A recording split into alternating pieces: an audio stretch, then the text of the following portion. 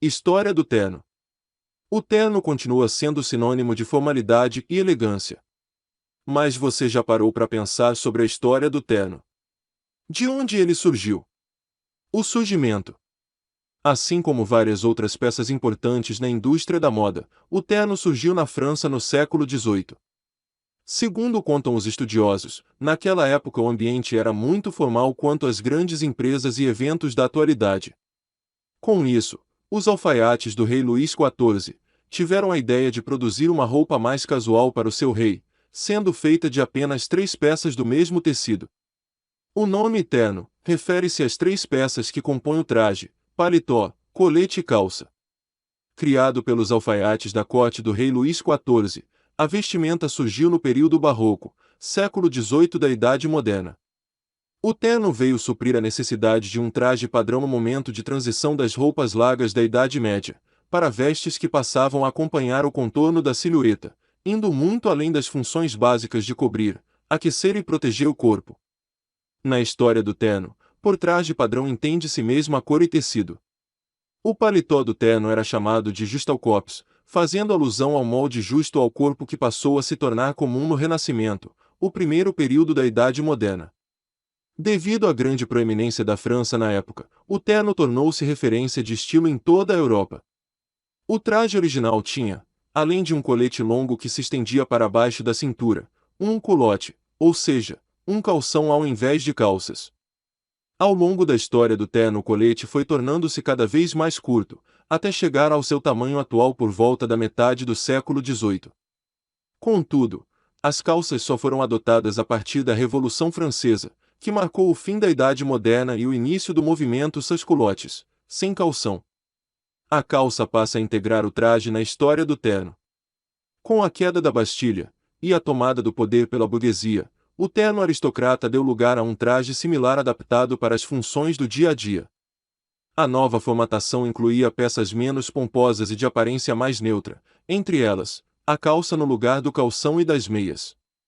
Assim, a história do terno deixava de lado o habit complet à la française, a última versão dos ternos da corte, caracterizado pelo bordado com fios de ouro e prata, que ostentava a riqueza e contribuía para distanciar ainda mais a nobreza do povo.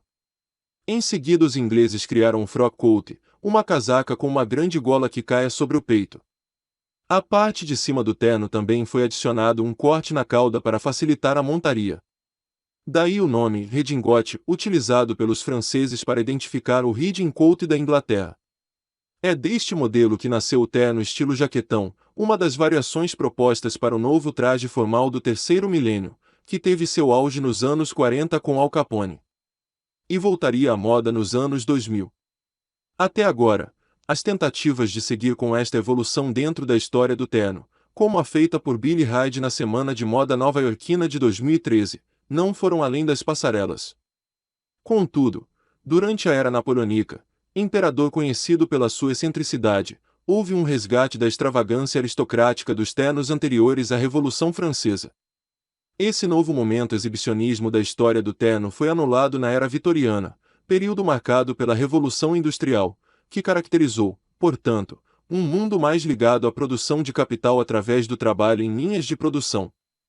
Esse período de profissionalização da sociedade exigia trajes formais, configurando o início de uma sociedade e de uma maneira de vestir mais parecida com a atual. Assim foram se formatando na história do terno os itens essenciais do guarda-roupa masculino.